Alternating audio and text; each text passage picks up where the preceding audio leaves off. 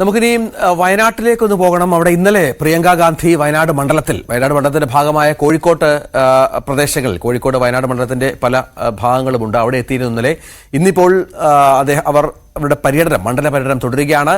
ഇന്നുണ്ടാകുന്നത് കൽപ്പറ്റ, മാനന്തവാടി, ഒപ്പം സുൽത്താൻ ബത്തേരി തുടങ്ങിയ നിയമസഭാ മണ്ഡലങ്ങളിലെ സ്വീകരണ പരിപാടികളിൽ പ്രിയങ്ക പങ്കെടുക്കും.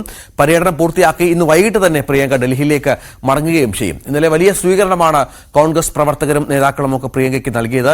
വലിയ ആൾക്കൂട്ടമായിരുന്നു റോഡ് ഷോയിലും മറ്റും ഉണ്ടായിരുന്നത്. MS അനീഷ് കുമാർ ഉണ്ട് വയനാട്ടിൽ നിന്ന്. അനീഷ്, ഇന്നിപ്പോൾ പ്രിയങ്കയുടെ പരിപാടികൾ എവിടെയൊക്കെയാണ്? എത്ര മണിക്കൊക്കെ ആരംഭിക്കും?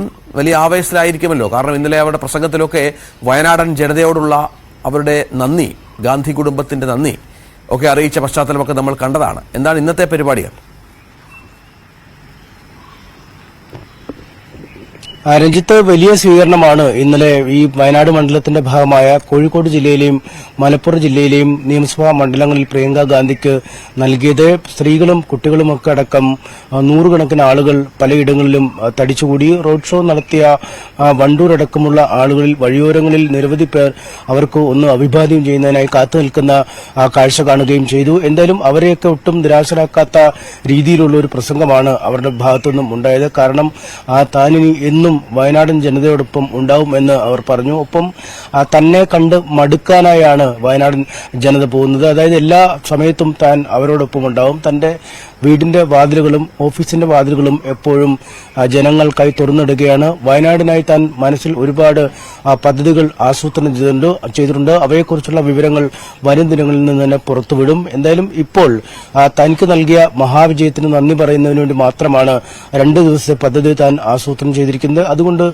കൂടുതൽ ആളുകളിലേക്ക് നേരിട്ടെത്തിച്ചേരാൻ കഴിയുന്നില്ല. പക്ഷേ തന്റെ വിജയത്തിനായി അഹോരാത്രം പ്രവർത്തിച്ച ബൂത്ത് തല പ്രവർത്തകരടക്കമുള്ളവരുമായി നേരിട്ടുള്ള ആശയവിനിമയം താൻ നടത്തുമെന്നും അവർ പറഞ്ഞിരിക്കുന്നു. എന്തായാലും വയനാട് ജില്ലയിലെ പരിപാടികൾ രാവിലെ 10:00 ആരംഭിക്കുന്നത്. ആദ്യം മാനന്തവാടിയിലാണ് സ്വീകരണം നൽകുക. തുടർന്ന് 12:15 സുൽത്താൻ ബത്തേരിയിലും 1:30 കൽപ്പറ്റയിലും സ്വീകരണ പരിപാടികൾ ഒരുക്കുന്നുണ്ട്. എന്തായാലും കോഴിക്കോട്ടെയും മലപ്പുറത്തെയും പോലെ തന്നെ വലിയ തോതിലുള്ള ഒരു ജനസഞ്ചയം തങ്ങളുടെ പുതിയ MP സ്വീകരിക്കാൻ എത്തുമെന്ന് തന്നെ നമുക്കറിയാം. കാരണം നേരത്തെ ലോക്സഭാ പ്രതിപക്ഷ നേതാവ് ഇപ്പോൾ മാറിയിരിക്കുന്ന രാഹുൽ ഗാന്ധിയായിരുന്നു അവരുടെ ജനപ്രതിനിധി, അല്ലെങ്കിൽ അവരുടെ പാർലമെന്റ് അംഗം. പക്ഷേ അവിടെ നിന്നും ഒട്ടും മാറ്റമില്ലാതെ അതിനേക്കാൾ വലിയ ഭൂരിപക്ഷത്തിലാണ് രാഹുലിന്റെ സഹോദരി പ്രിയങ്ക ഗാന്ധിയെ വയനാട് മണ്ഡലം ജയിപ്പിച്ചിരിക്കുന്നു. എന്തായാലും മറ്റ് മണ്ഡലങ്ങളിൽ നടത്തിയതിന് വിപരീതമായി ഈ വയനാട് ദുരന്തത്തിലൊക്കെ കൂടുതൽ പരാമർശങ്ങൾ ഇന്ന് അവരുടെ പ്രസംഗത്തിൽ ഉണ്ടാവുമെന്ന് കരുതാം. ഇന്നലെ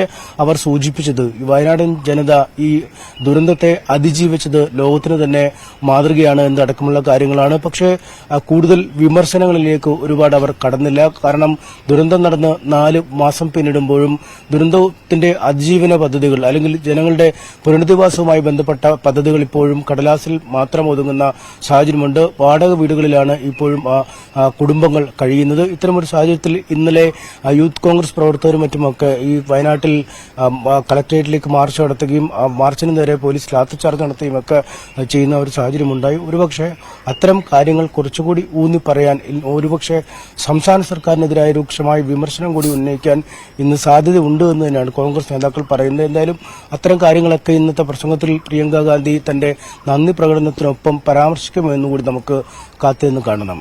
രഞ്ജിത്ത്, തീർച്ചയായും പ്രിയങ്കയുടെ സന്ദർശനം ഇന്നിപ്പോൾ വയനാട് മണ്ഡലത്തിൽ തുടരുകയാണ് എന്നുള്ളതാണ്. ഇന്ന് വൈകിട്ട് തന്നെ പ്രിയങ്ക ഡൽഹിയിലേക്ക് മടങ്ങുകയും ചെയ്യും.